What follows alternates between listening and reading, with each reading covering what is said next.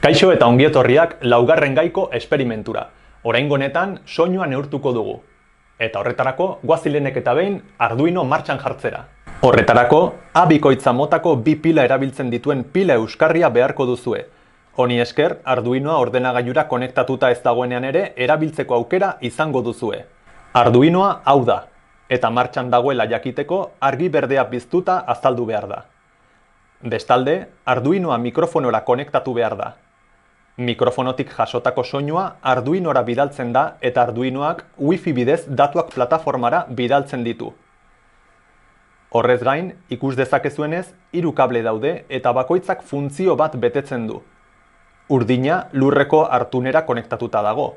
Berdea 5 volteko elikaduraz arduratzen da eta horia mikrofonoa eta Arduinoaren artean datuak transmititzeaz arduratzen da. Behin Arduinoa sentsorearekin montatu ostean, cloud plataformaren bitartez programazioa bidaliko diogu. Horrela, soinu datuak jaso eta plataformara bidaltzeko prest egongo da.